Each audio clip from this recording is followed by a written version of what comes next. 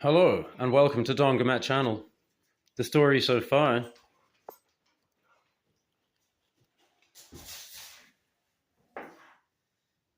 That's right, settle in. It's going to be a long story. I got interested in Bear and Son by watching CBRX. I'm piecing this all together through multiple takes of this video. So, yeah, that's how it kind of all started. Was watching CBRX and he was reviewing a Bear and Son knife. I think it's called the Nekama. And he said the steel is great. It's 14C28N, but really good heat treatment. He tested it with his HRC and he did all, his cutting tests and everything and says, good verdict for a budget knife. So that got me interested. And I found that they were selling this thing for quite a high price. But of course, you could find it for half that price. When I found somewhere that was selling it nice and cheap, it's Bear Ops, 14C28N, stainless steel, carbon fiber, button auto, had a horrible pocket clip, just wanged a piece of cable tie in there.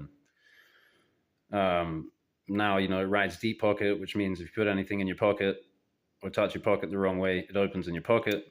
So now I need like a ladyman's knife purse. I don't use those. So what's the use of the knife for me? Is this a good knife? I think we're asking the wrong question. No knife is good, okay? Only the knife in heaven is good. Down here on earth, knives all have this problem, that problem, this compromise, that compromise, this drawback, that drawback. And, the better the compromise and everything gets, and it starts getting very expensive, or you have to DIY, okay? You have to find out for yourself what works for what and what works for you and all this stuff. So this might not be a good knife for me to use and carry, and it's not necessarily a tool that's going to get a huge amount of use because it's limited use because of the intense sliciness of it. But when you find the right task for it, very handy thing. And meanwhile, it's also served me to find out more. Like, there's a lot more steel to grind off this than off this. And let's say I'm removing a good part by hand, otherwise by hand water grinding, which is not like belt grinding. It's still quite slow and a lot of work. I'm removing maybe up to a quarter, even a third of the steel, of the blade steel, in the quest of quote unquote perfection. Getting everything neat, getting everything straight, trued up, and good steel. Get through to the good steel. So what happened when I was grinding this was that it seemed to me that it had, like pretty much all factory knives, it had a scorched edge, but it seemed really scorched, and you could see this little issue down there could be relating to this, because if the edge is scorched for one thing, it's going to be more scorched up at the tip and down at the heel than in the middle, as a rule, right? As a rule, unless things were done to mitigate, all things being equal. So what I'm suggesting is that Bear and Son, in terms of their procedures, let's say that they're pretty much going to be doing the same thing as everyone else, whether they're in China or whether they're in what have you. But if you introduce 1 or 2 points of Rockwell hardness into the blade, that is a tremendous difference.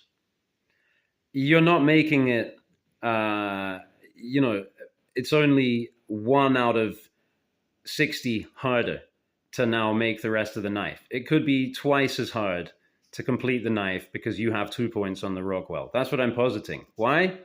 Because has those small number of points represent a huge effect, a parabolic effect of abrasion resistance. And so if your steel is that much harder and you hit it with the same old belt, it's going to abrade far less and generate far more friction. And that friction represents heat, and that heat is going to scorch the steel.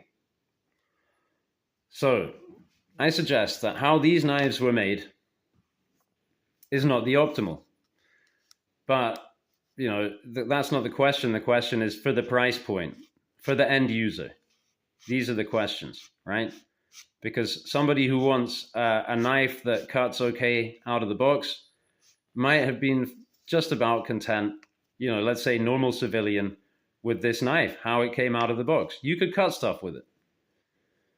Now, someone like Glenn or myself would be very dissatisfied with the thickness and the burned edgedness and all that stuff. And so we would rate low. But we might be able to get more out of this knife than the regular user ever could, because the regular user is never going to thin down the geometry, meaning, or maybe even in their lifetime, get through the good steel. To the good steel. Because they just keep mashing it. And you need to have good steel. You need to start by removing all the bad steel. You can't just use and sharpen your way out of bad steel. Really, you have to remove it all, and then grind in a whole new, fresh apex geometry and whatever's behind it, preferably. On unstressed steel. Otherwise, you've been stressing it the whole time as you've been making that stuff, and so it's no good by the time it's ready. So yeah, I could have done Glenn a huge favor by grinding off all of this, which is what I estimate that I removed from this knife, right? And I also did this drawing because I'm thinking, we're starting out with something like this in the year 2026.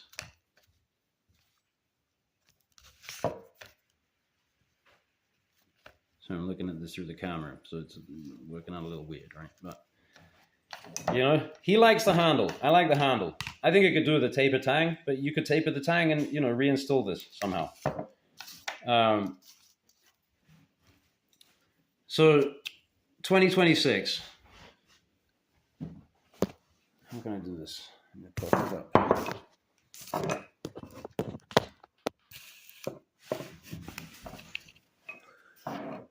In 2026, now we're into the good steel. I use the knife a little.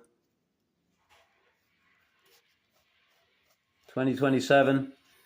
I don't even need the steel down at the heel to be that good in 2027, so I'll just keep that. Okay. 2028, more of same, but I probably got more knives, so I probably don't need to use it so much. But by 2029, I've started to realize again quite what a good knife is, and I actually use it quite a lot. Yeah. And 2030, so 2040, 2050, 2060.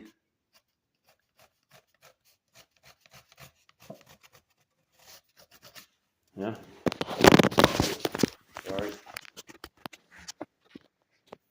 That's your knife. That's your petty knife that you got in 2060. Huh, Glenn? How you like that? Tidy, huh? And imagine how good. All good steel, completely geometrically, perfectly aligned with the will of the user. I'm not saying it had to be a recurve there, or that it had to be, also at some point you're probably going to want to start taking that down. Maybe start thinning out your handle a little bit. Maybe a little more sway back in there, down here. Maybe just take that off. The knife keeps getting smaller. It's a really nice little EDC blade design. Huh? Thanks for watching.